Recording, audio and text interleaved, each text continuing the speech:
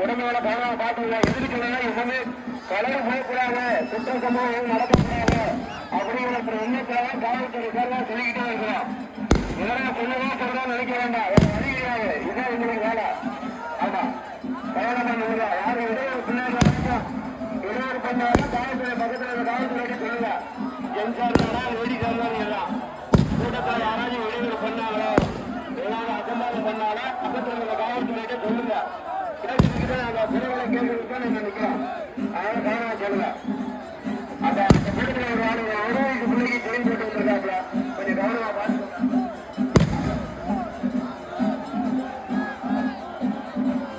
கூட்டத்தில் சின்ன பிள்ளைங்க நிக்க வேண்டாம். 1 வயசு 2 வயசு 3 வயசு பிள்ளைகள் நிக்காங்க. இந்த பிள்ளை என்ன அலோடு இல்லாம வச்சிருந்தீங்கன்னா வெளியே வந்துருங்க. அந்த குழந்தைக்கு தெரியாது நம்ம லோக்கல் வச்சாலே மூச்சு தொடர ஆரம்பிக்கலாம். அதனால கூட்டத்துல சின்ன பிள்ளை வச்சுட்டு நிக்காதீங்க. தயவு செஞ்சு சின்ன பிள்ளை வச்சுட்டு கூட்டத்துல நிக்காதீங்க.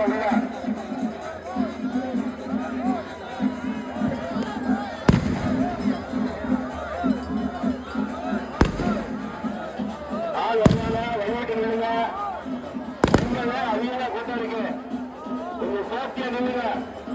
கூட்டம் அதிகமா இருக்கு. சேஃப்டியா நில்ல. உங்க கையில் இருக்க உடம்பு சரி கிளீனு எல்லாம் எல்லாம் கரெக்டா விளைச்சல் இருக்கான்னு அடிக்கடி செக் பண்ணிக்கோங்க. எல்லாருமே சொல்றேன்னு நினைக்க வேண்டாம். வழி கிடையாது எங்களுக்கு. 8:30 வரைக்கும் நாங்க சொல்லித்தான் ஆகணும். இதெல்லாம் முடிவு சொல்லித்தான் ஆகணும். அதனால சேஃப்டியா கூட்டத்தை நோக்கிட்டே இருப்பாங்க. பக்கத்துல ஈஸியா கட் பண்ணிட்டு போயிருவாங்க. அதனால நிற்காம நில்லுங்க. பின்னாடி அழகழகா நில்லுங்க. அழகழகா ஃப்ரீயா நின்னீங்கன்னா யார் நிற்கா யாரு தெரியும். அதனால கொஞ்சம் புரிஞ்சு புரிஞ்சு நின்றுங்க. ஒட்டி நெருக்கி நிக்காதீங்க. அதனால வயசான ஆளுங்க நிக்க வேண்டாம். மூச்சு திணறல் வரும் நெரிச்சிட்டாங்கன்னா. அதனால வெளியே வந்தது நல்லது. வயசான பெண்கள் சரி, வயசான ஆண்கள் சரி, கூட்டத்துல எந்த ஒரு வாரம் நிக்க வேண்டாம். இந்த கூட்டத்துல வயசான ஆள் இருந்தாலும் வெளியே வந்துருங்க.